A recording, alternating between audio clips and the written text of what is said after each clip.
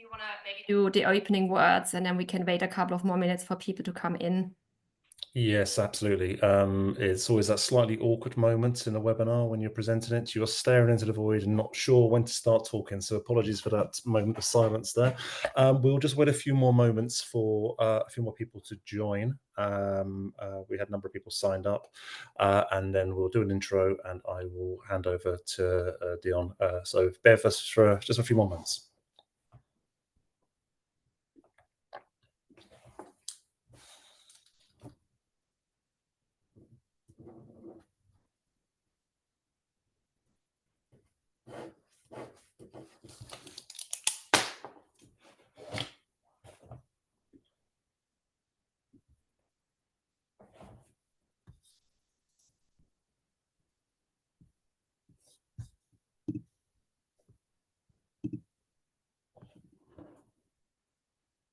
Okay, seems like it's a pretty good time to get into it. I think we're about ready.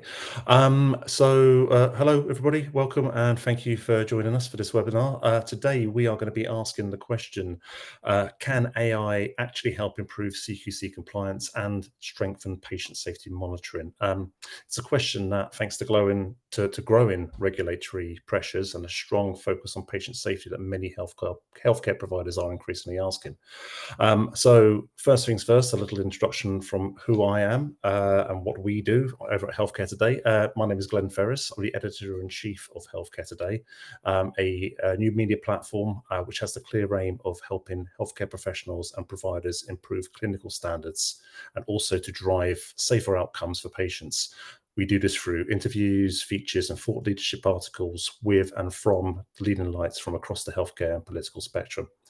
I will stop rambling and I will pass you over to Dion Simons, who's the head of operations at Designated Medical, and to take things from here. Just one point of order before Dion takes over. If you have any questions, please pop them in the chat and we will aim to answer them as the webinar goes on, but most likely at the end. Thank you very much. Good afternoon. I'm Dion Simons, Head of Medical Operations at Designated. I've spent over 20 years working across the private healthcare sector, so helping practices and patients navigate operations, compliance, and patient safety. So a little bit about Designated and what we do. We specialise in supporting private practices with everything from CQC compliance all the way through to practice management, finance, resourcing, and marketing. But more than that, we are a partner. So we help practices not just remain compliant, but we help them to grow, innovate, thrive in an increasingly competitive market, which leads me on to our next slide. Next slide, please. Sorry, next slide. That was awkward. So let's get started.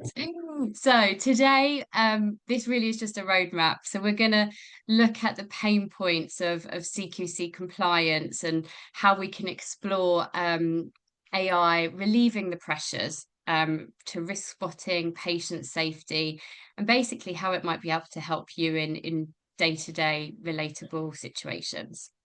Next slide, please.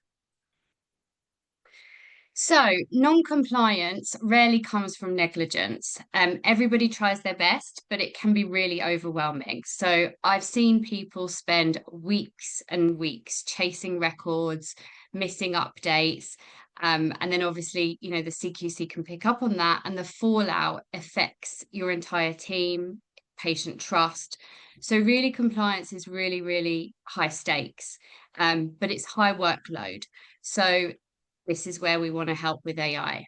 Next slide, please.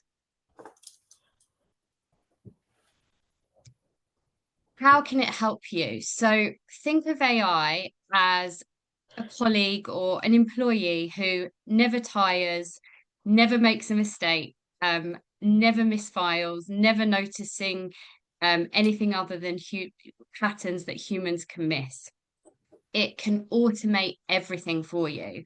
So rather than sitting for hours, looking through files, reading audits, and compiling and analyzing, the AI can take that support away from you. It can shift your reaction to being more proactive. So fixing the problems rather than firefighting the issues that arise. One of the biggest problems that we see is an inspection happens and you haven't been keeping up to date on your compliance. It's a regular occurrence, you might be surprised to hear, but you get that letter in the post or that email, and all of a sudden it's all hands on deck. Let's spend the next 2 weeks preparing and spotting all of the fixes and the issues that we haven't actually addressed in the last few months or the last few years. Next slide, please. So most practices operate in bursts. So as I just mentioned, when an inspection looms, everybody scrambles. AI can help you change the way that you work. It can keep your policies, your training records, and everything up to date. It can do everything automatically for you. So no person is having to sit for hours shifting through the admin. And it will make you inspection ready. So there's no panic. And that panic is usually the most negative effect that you can have during this process. When the inspection happens, you need to be confident and in a good place. Next slide, please. So risk detection. How can it help you in your day-to-day? So an example of this might be staff sickness starts rising. You might not notice it. You're busy doing what you do best, seeing patients. And actually, sickness can affect patient care. It can affect so many things within your practice. The AI could flag that trend sooner than you might notice. Or let's say you get complaints and repeatedly you're receiving the same information. Again, the AI can help spot the pattern maybe before you do. Right now, the AI can take away the time that you would usually take to go through and check all of these things yourself, which are a really manual process. And even if you have a system in line already for tracking sickness or issues or even your feedback, an AI will definitely be able to pick up on these trends before you do. Next slide, please. So evidence preparation. So this is probably the most time-consuming part of a pre-inspection. And actually, this is where you really should be keeping up on the day-to-day on a regular basis. So right now, you might be doing that. You might spend an hour a month. You might spend an hour a week. You might have someone in your team who's responsible for making sure that you're on top of your audits and gathering and preparing your evidence and keeping everything in a nice, orderly pack. Or you might not be doing that, which lots of practices don't. But with AI, this could have all been done overnight. It could be highlighted, missing pieces, any gaps. So the difference is weeks of human effort reduced to hours, and actually the AI is normally more accurate than a person. So evidence preparation is really, really important. It's one of the key areas where AI could help your business. Next slide, please. So patient safety. So obviously this is at the crux of what everybody does. It isn't just about paperwork. Imagine prescribing support where systems check allergies and complex interactions across all conditions for you. So it makes your life easier as a practitioner. It can monitor vital signs, so risks are flagged early, like we've already mentioned. And most importantly, when incidents do happen, again, as some of you may already be aware, these things can take a lot of time in reporting, investigating. AI can rapidly analyze reports. It can help your team adapt quicker and faster. So it's almost like having a safety net to make sure that you're fully covered. Next slide, please. So the strategic edge. So private healthcare is changing, as are all the markets, especially due to the change in most software. Compliance is also about reputation. So really, it's super important to your business. Patients now research inspections. They look up your inspections online. They'll compare providers. They may look at Google reviews, Doctify reviews. You know, patients really are getting everywhere nowadays. So practices that can demonstrate continuous compliance and strong safety monitoring, you don't just meet the standard, but you're also attracting trust, more business, and this gives you a competitive edge. So this is where AI can really help strategically grow your business. So practical considerations.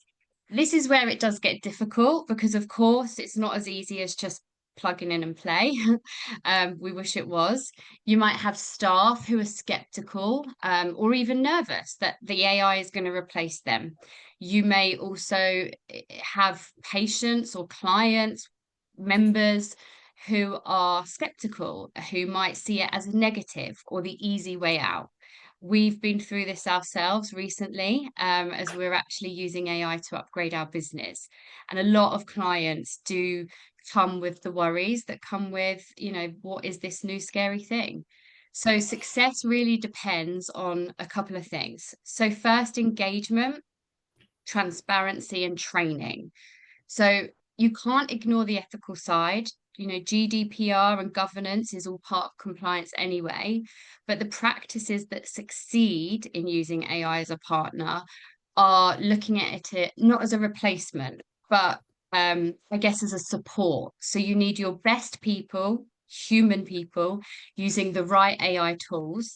This can save you time and money, but it is essential that human supervision is involved.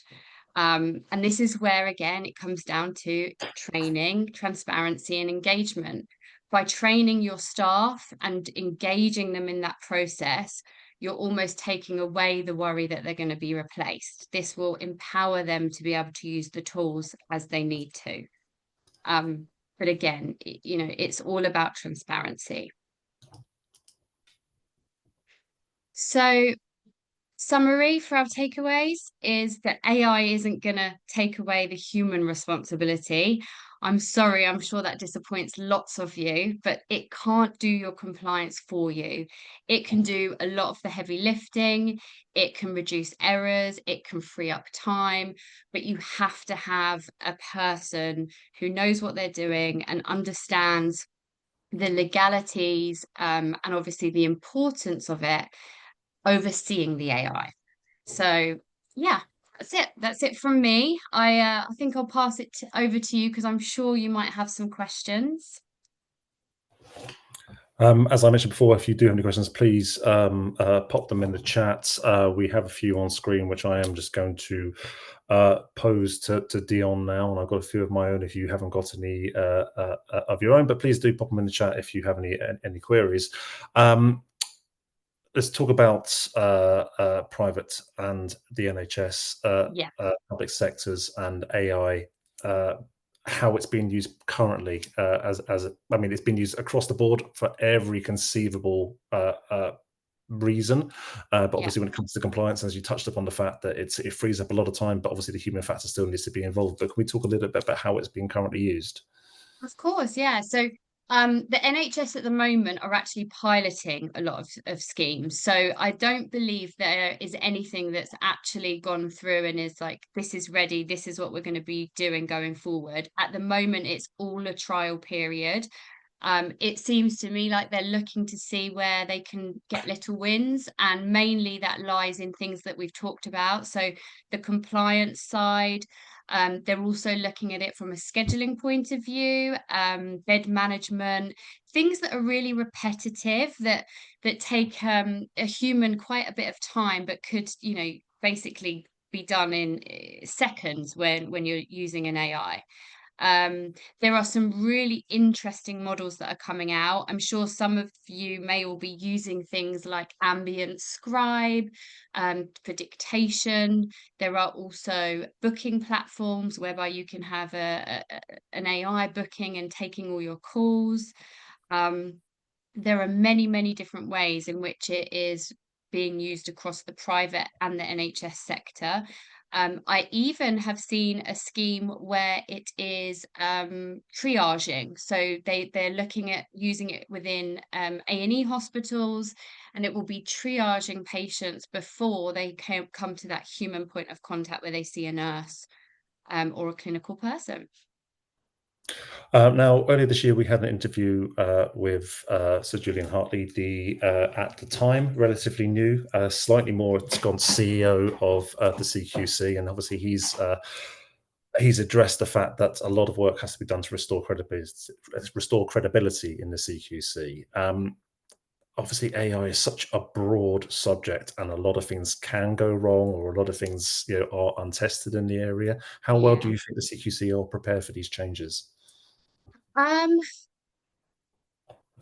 That's a really tough one, because I would like to say hopefully well prepared.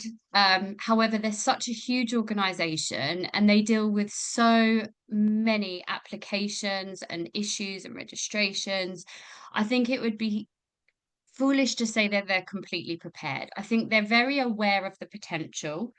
And I'm sure, like, we have already seen people using it for applications. You can spot a mile off when somebody has created a policy using AI. So I'm sure that they are aware of the ways that it's being used across the healthcare sector. I think that they are more focusing on ensuring that providers are using it responsibly and transparently. And I think that they'll probably introduce maybe some new pathways for monitoring of safety and the ethical side. But I do think that's a way off. I think that first and foremost, their most urgent issue is just to make sure that everybody's using it responsibly, and then maybe sort of moving more into creating governance and guidelines for it further down the line. Now, in terms of collating existing data, if not necessarily sharing data across various silos and sectors, that's a different subject, and that's a whole different 5-hour webinar, because that's impossible to talk about. But it is AI and the CQC compliance. Is it going to make things easier in the future to kind of to go down this route?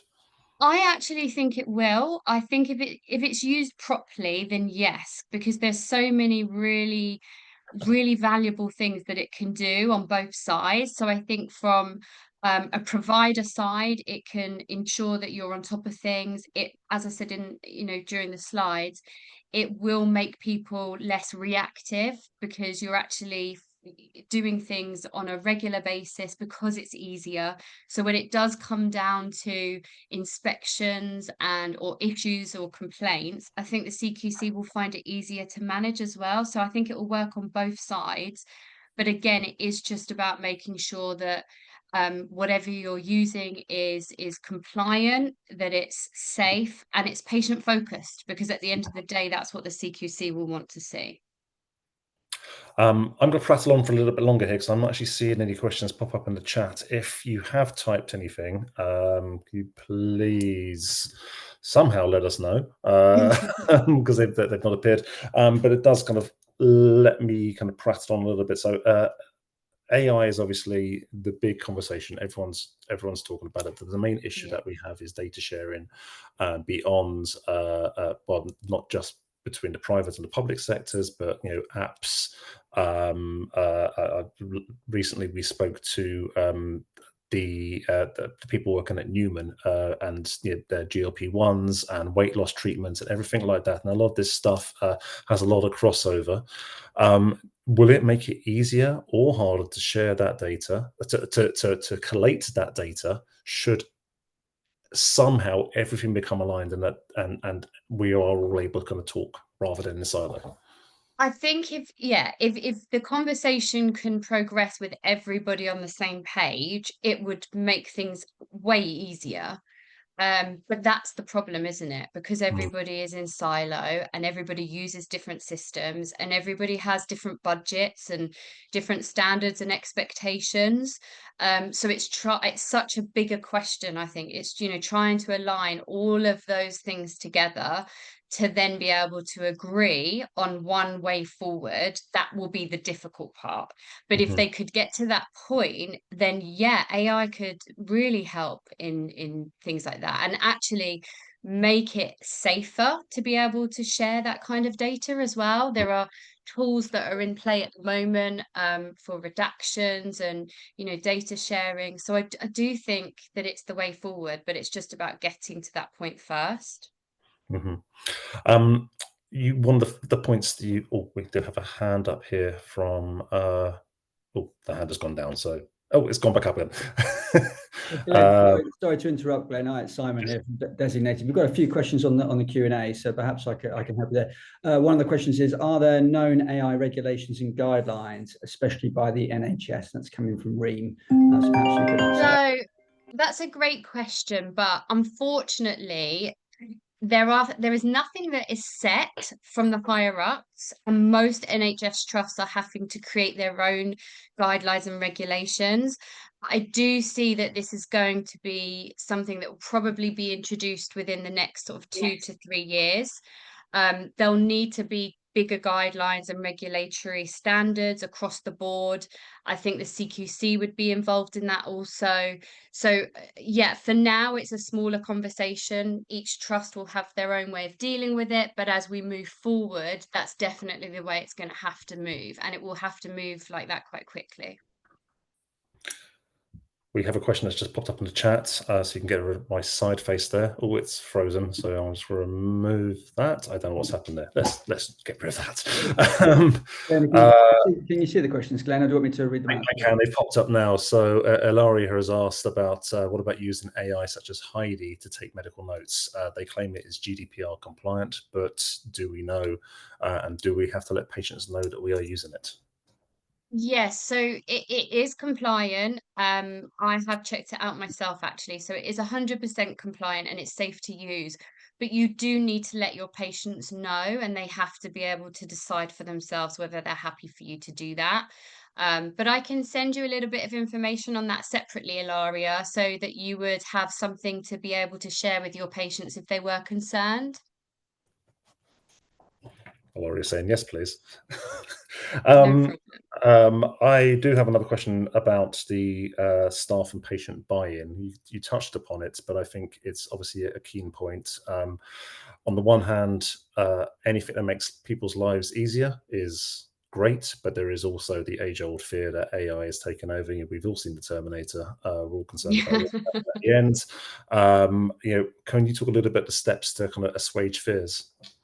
Yeah, so again, I think the main points that you need to consider are transparency. So if you are looking to introduce something, involve your team in that discussion. If they're already doing it themselves, show them how it's going to make their lives easier, empower them to do their job better.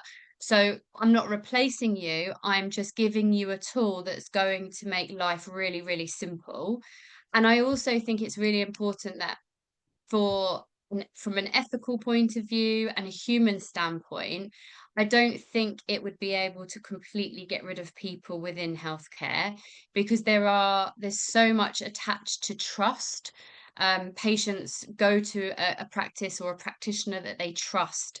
They like staff that they can trust, that take care of them and look after them. So I think that, that's never going to go away. We're still going to want to build that trust with a human element. So it's just about reassuring them that this is not in any way going to take away their role or their duties. It's just making them better. Laura is asking, and it's a fair question because it's difficult. There's a lot. It's a wild west to a certain degree in terms of which platforms you can use. We all know what ChatGPT is, but is it possible to use a generic AI like ChatGPT, or should we be looking at specific healthcare? So I would say be careful. So yes, you can absolutely use ChatGPT. There's no problem with that. But you have to remember that AI doesn't always get it right. And also the response you're getting is based on your prompt and what you're inputting. So if you are looking at it from maybe one perspective, it's going to give you an answer from that perspective. Sometimes you might need to go back a few times, ask it a few questions and engage with it rather than just asking a question and taking that answer as gospel. As I said, we see things all of the time. We've got clients who have tried to do an application with the CQC themselves and have created a whole suite of policies, but they are AI generated, and you can tell the difference. And I think this is where it's really important, because going back to our people, it's great to create a template from an AI system, but then use a human to localize that to your practice. You still need to go through it and add the elements of what you do and what's different for you and the human side, so that when the CQC do come across it, or if you're using it in a everyday example, it gives you what you need. And also I would say just check from anything that you use. Obviously ChatGPT is very generic, so that's okay, but any system that you do look at, you do need to look at the GDPR side, the governance, the safeguarding. So all of your key questions should relate to whatever system you try to use. I wouldn't want to give you examples of things because they all have different rules and regulations, and you're all different practitioners, so they may not apply to all of you. But just make sure if you're looking at using anything, you do check from a safety point of view first. As a follow-up to that, from Laura Loughlin, what AI software can we use to achieve this continuous monitoring in a practical sense, and can they integrate with clinical note systems like Semble? So at the moment, there aren't any that are purely compliant that will integrate with Semble. You can have admin-based, support-based AI software that integrates with Semble, and you could use that to help you create pathways where you're checking and auditing things. So yes, that there is possibly those on the market already, but there are lots of things that sit outside of your patient management system that would be able to do it separately. Again, I wouldn't want to recommend any in particular, but maybe we can send over something to you, Laura, separately that you could have a read through. I'm not recommending them, but there are things that are on the market that you could look at. I'm just jumping back to a question that was at the start of the chat here, and it relates to public healthcare in particular. Are there any known AI regulations and guidelines, especially used by the NHS? That's from Reem. No. So again, each NHS each NHS group will have their own guidelines on this, and I believe that some of them have started creating some have not. So it really depends on where you are, what you do, and what your specialism is. But I would say that if you're concerned about this or worried, go out and do your research, have a look at maybe from a safeguarding point of view or a compliance point of view, what you could implement yourself to ensure that you're following guidelines. I have a question here from Mike. He says, I'm interested in the availability of AI tools that can enable analysis of audit data and destroying this here, and analyze effectiveness of care planning and unpicking the use of best practice. He says, I appreciate it's a broad stroke discussion, but have you met any suitable systems? There are a few, yes. Again, Mike, I think without knowing a little bit more about you and what you do, I wouldn't want to give any recommendations. So perhaps we can send something separately with some notes and some options that you might be able to have a look at. This is a really interesting question from Tessa, and I imagine it's probably something that's overlooked in terms of broader strokes. But as it pertains to the care home sector, are there any examples of platforms that could be used across the care home sector for a national group from HR to patient care? There are actually, I would say in terms of HR, they probably have brought out more systems relating to HR than anything else at the moment. And there are some very good ones. So again, Tessa, we can send you something separately. And again, these aren't things that I have used personally, so I'm not recommending. I'm just saying that they're things that I've seen, I've had demos of, and actually seem to be quite good. But with everything, you do have to do your due diligence, check the guidelines within your kind of area or across what you do, and make sure that it fits with what you need first.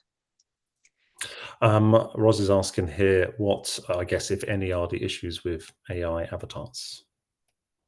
Well, that's a tough one, because I guess the issues are only as you see them. So, for example, some people are really, really open to AI, and are absolutely open to having discussions with bots, avatars, whatever you want to call them. And we see it all the time. People are creating customer service avatars and PA and secretarial avatars. So it really depends on the person, and what you're trying to sort of portray across your practice. For me personally, and I love AI, I think it has its place, definitely. I think the human side is still really, really important across practices because of what I mentioned earlier in terms of building trust. So I personally think the avatars take that away, because as great as they are trained robots. So it's not a natural conversation. When you speak to somebody on the phone or in person, they have empathy, they're understanding your situation, and they're trying to create a solution for you based on all of those things. An AI avatar is just going to make a decision based on what it's been taught in black and white. So you're almost losing out on that empathetic side. I don't know if that answers your question very well, Ros, but that's just my personal opinion. And like I said, I think your question really depends on the person you're asking as to where they would see the negatives. I would tend to agree with that. I think we've all been on the phone to HMRC or the gas company. They try to answer your question. It's never come across quite as humanly as you would like. Just a question here from Laura Stocks again. Could we possibly have a list of recommended AI systems? That's possibly an offline thing, but I think a slightly interesting addition there. And it kind of ties back into the, how could we get across the silos or out of the silo system? Is there a possibility with a lot of money and a lot of resources and a lot of time to develop a specialist healthcare AI bot? Absolutely. I mean, you can do anything with AI now, right? So, and I've had discussions with AI companies, and I'm amazed every time they bring me something new at what it can do. And actually, some people say that eventually, and I'm not saying I agree with this. Some people say that eventually they could actually treat and diagnose. They could be that good in the future, which is scary, but could also help in terms of, countries that don't have the infrastructure or the economy to be able to have doctors all over the place helping them. So there's so many positives and things it could do. But again, I think it really depends on what your specialism is, what you do, and what your budgets are. So we can absolutely send a list of tools and software that we are aware of, but again, none of them come as recommended from me, because I'm absolutely not expert enough to be able to tell you that, and I would need to know far more about you as a practitioner. We've kind of run through the questions on the screen here, but I think a really interesting thing to talk personally as a journalist, I've been doing what I've been doing for over 25 years, and the rise of AI and the fact that local newspapers, and for example, are basically just filling their pages with regurgitated AI augmented copy. It is scary, and it is awesome the rate at which it's going. But you know, I think you've touched upon it a few times in this webinar, the human factor and the vital importance of it. I think as long as we keep that human factor involved, then basically we don't need to fear the future quite yet. That's just Yeah, no, I agree, Glenn. I think people see it. The problem is that people are looking at it as if, you know, this is it. This is going to fix every problem I have. But unfortunately, it's not. And you do still need to put in the time. And if you don't, then that's where you're gonna face issues. And that's not just compliance, that's across, you know, the board. So I think it's got its place, but we should be very careful, and we should always try to ensure that there is that human element as much as we possibly can. Absolutely. Unless we have any more questions that want to pop up in the chat, that might be a great point to end it. Dion, thank you very much for your time. Thanks for joining us. Everybody, thanks for joining the webinar. And yeah, hopefully that answers some questions for you.